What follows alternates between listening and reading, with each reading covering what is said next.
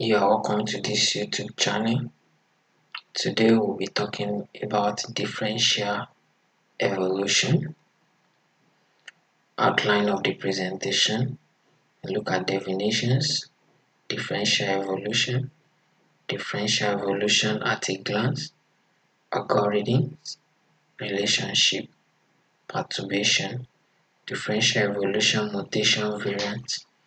Look at examples and references. Optimization. An optimization problem consists of maximizing or minimizing a given function. Evolutionary algorithm are a heuristic-based approach to solve problems that cannot be easily solved in polynomial time, such as classical NP-hard problems, and anything else that could take too long to process. Examples of NP-hard problems are traveling salesman, graph coloring, K-means clustering, and differential evolution. Differential evolution is a method that optimizes a problem by iteratively trying to improve a candidate's solution with regard to a given measure of quality. The optimization is conducted by means of three main operations, namely mutation, crossover, and selection. Then we have the flow chart here.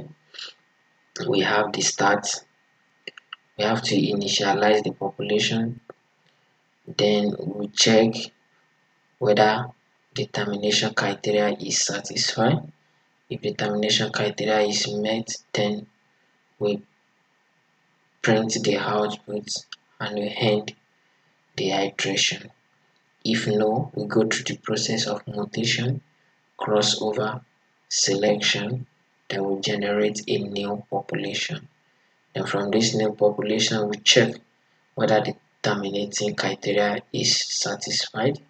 If yes, we stop the iteration, but if no, we go through the process of mutation, crossover, and selection again and again until we are able to get the best fit for the given function. Application of differential evolution.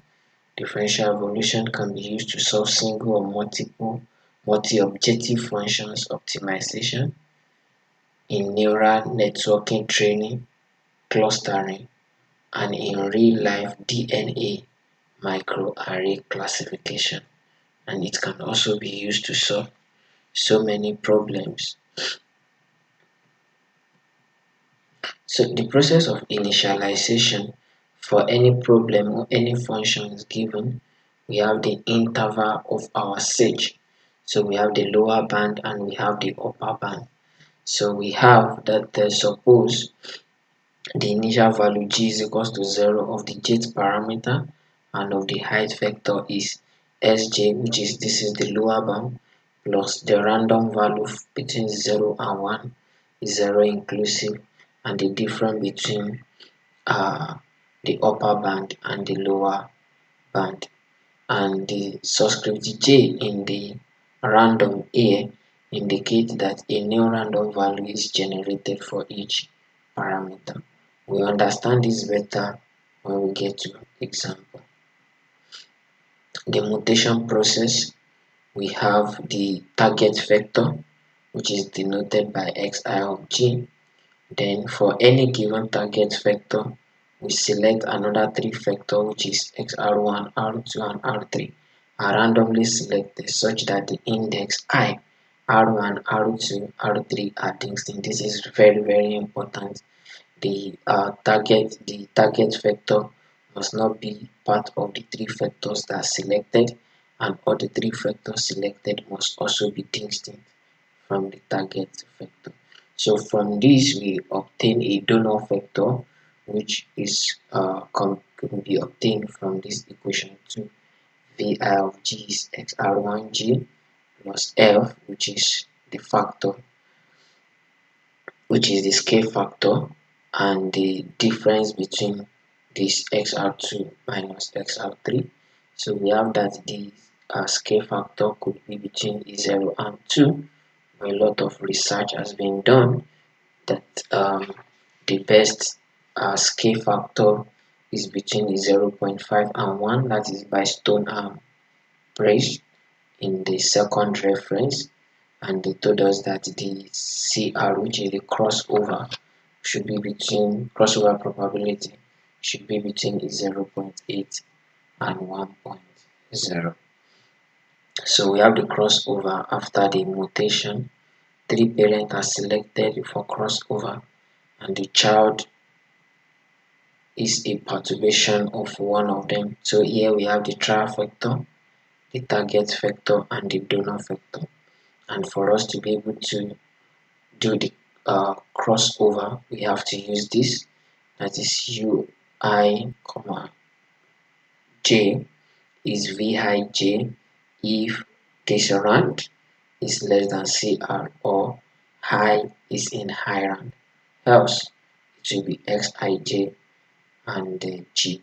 So which means that our trial factor could either be target factor or the donor factor, depending on the rand and the choice of the crossover probability. So the selection.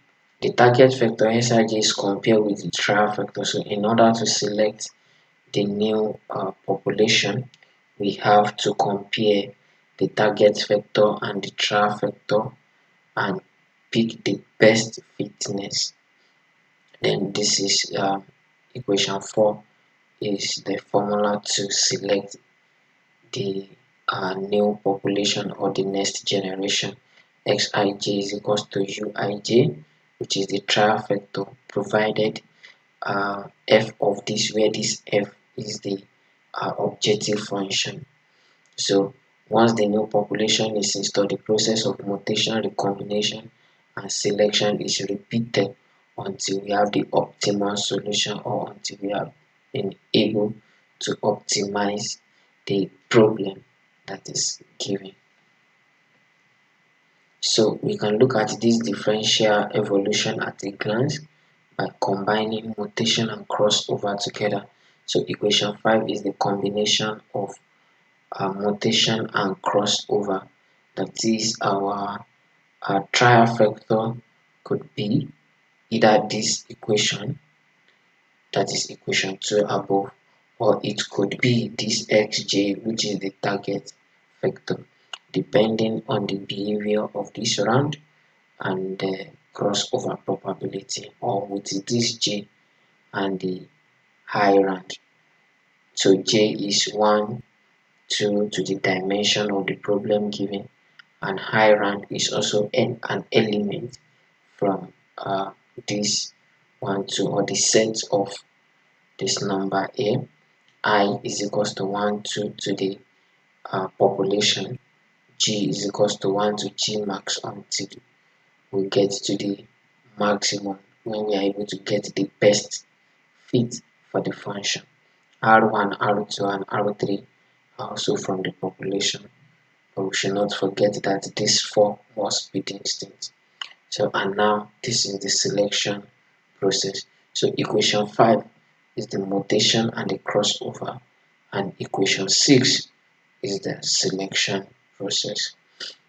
So we have the algorithm, which is initialize the control parameter. So we have to get the scale factor and the scale factor health, and we have to get the crossover probability. Then we generate and initialize the population to know the number of the population that we want to consider. Why stopping criteria not met, as I've described in the flowchart. If the condition is not met, then we have to go through the process of mutation, crossover, and selection. So here we estimate the fitness for the initial value and at every point after the selection. So here we go through the process of mutation using this vi, which is the donor factor, and this ui, which is the trial factor for the crossover. Then here this 1, 2, 3, 4 line is for us to select the new generation. and the new generation will be selected why by testing the best fit. So that's why we have this f of the trial vector and the f of the target vector. So we choose the best. So we keep all the best, and at the end of the day we choose the best fitness for the solution. So algorithm 2 is the same as that of 1, but we are able to express it uh, using mathematical notations. The control variable NP, F, and CR are trying to turn these three main control variable, that is the population size, the scale factor, and the crossover probability. So Daniela gave us a powerful formula that our F should never be smaller than F critic, where F critic is the square root of 1 minus the crossover probability divided by 2 divided by the population we are considering. So perturbation, suppose we have x which is a vector and it is of d dimension, that is the dimension of the problem, designate a candidate solution in the current population. So, and we have a function to be minimized, which is a function from a d-dimensional to just one dimension, which is to r, which is a real number. In every generation, we have the donor vector, then we have uh, the current population.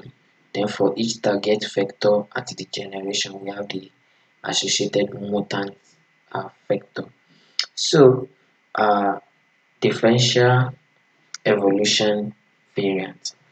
The notation is defined by DE slash X slash Y and slash Z, where X denotes the base factor, Y denotes the number of differences vector used, and Z denotes the crossover method. So if you look at this, we have DE rand 1 and rand and slash 1. This is the default variant. The reason why we have 1 here is because here we are selecting, it's only 1 minus that we have here. Suppose we have another thing at the back here with minus again, then this one will change to. So in the next slide we will see that. So we should never forget that R1, R2, R3 and I must be distinct. So in reference 1, we have 26 of these DE mutation variants, and the 26 was later combined to form 20. And so this is, we just talked about this, which is the default mutation variant, and this is DE best slash 1. So the difference between this and this is just this best, and we can see it here that we chose X best first as our target vector, then we select additional 2 because it is only 1 minus that is here, we still maintain 1 here. But here we have the same rand and we have 2, which means that we have 2 negative here. So that's why we have 2 here. So we have so many of these. So to learn more of this, you can check the first reference. So many more linear combination of the DE mutation variant can also be derived from this equation. This is the general equation for forming any mutation variant. So which means that here, if n is equals to 1, we will get our default mutation variant. So let's consider this example. That is a sphere function. We want to minimize this. F of x is equals to x1 square plus x2 square in the range of -5 and 5, both inclusive. So this is the sphere function. So we have the shape, it looks like this. So for the initialization, we want to consider the population size of 5. Well, we can pick more than 5, but the minimum is 4 because we have to select the target vector first. Then out of the target vector, we have to select additional 3 vectors which we will use in our equation 2 above. So which means that anytime we want to select our population size, it must be greater or equals to 4. The dimension of the problem is 2 because in our function we only have x1 and x2. Then the stopping criteria, we want to only look at 2 iterations. But if for using programming such as MATLAB, Java, we can run as many iterations as possible for us to get the best fitness for the function that we are to minimize or that we are to minimize. Scaling factor f is equals to 0.5 for this problem, and the crossover probability we choose is 0.7. So for the initialization, since we know that our x1 and x2 lies between a -5 and 5, so we can pick any number between that interval to represent our x1, x2, x3, x4 and x5 because our population is 5. Then we put this into the function, that is by squaring this and this according to the formula that we have here, that our f of x is x1 squared plus x2 squared. So if we square this and we square this, we get this answer. And from here we find out that the best fitness is this. Then we go through the mutation, and because the criteria is not satisfied, so we go through mutation, crossover and selection. So we'll use the default mutant. So now to begin with mutation for the first generation, select the first solution as the parent vector. So say x1 with the corresponding value. So we have this in the above table that x1 is this and this is the corresponding value. So we want to pick our target vector to be x4. So we can start with any vector as our target vector. So from there we want to randomly select 2 vectors different from the parent and the target vector. So we have the parent vector to be x1 and we have the target vector to be x4. So out of 5, so we have x2, x3 and x5 left.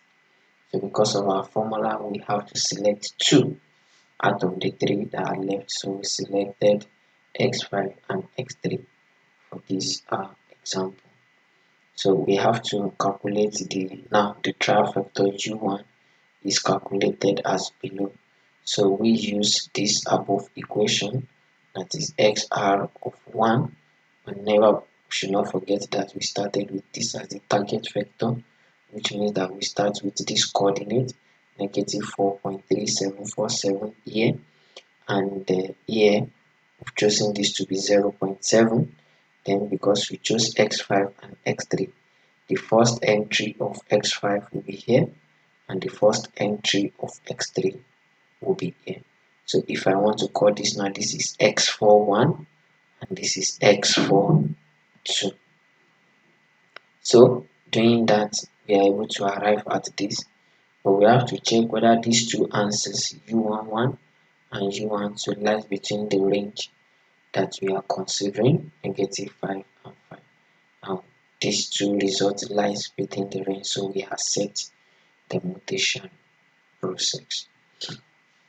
So since we are going to calculate offspring, because now we are under cross over, then we have the formula to be this: I is the set of crossover points which depend on the choice of crossover type and crossover probability.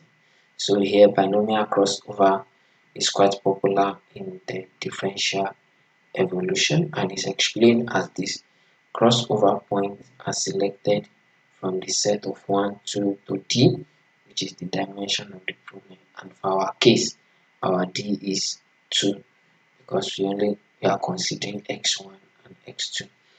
So this may lead to the situation when no point is selected for I. So if no point is selected for I, we have I is an empty set. Then there will not be any change in the offspring and it will be the same as the parent. So which means that our initial value will not change. Our initial value will not change. We'll keep getting the same answer, and this is not a good practice. So to avoid this situation, I is always considered as a non-empty set by including a random point. So we have to put a particular point in I so that I will not be empty. Then in selecting other value to I, we use this for J in 1, 2 to D for our case for J in 1, 2. If random of 0, 1 is less than CR and J is not equals to J naught, then I is equals to I union J. So now this is what determines what happens to our I. So but remember we chose this to be 0.0. So let's choose round of 0.1 to be 0.6. So which means that 0.6 is less than 0.7. This is satisfied, and J is not in J naught. When we look at J, it's not equals to J naught. J naught from here is 2. But now from this J, we have just 1 and 2. But now we have taken 2, which is J naught. So we are left with what? We are left with 1. So which means that now our new I is 1 union the J, which is the 2. Then we have our new I. Now the offspring x1 prime will be formed from the parent vector. So remember now that we have x1 from the beginning, from the first table, and we have the trial vector, which is the new u that we are able to get. So obviously, since the set of crossover points I has both dimension, that is, one is here dimension 1 and dimension 2. Dimension 1 represents for x1 and dimension 2 represents for x2.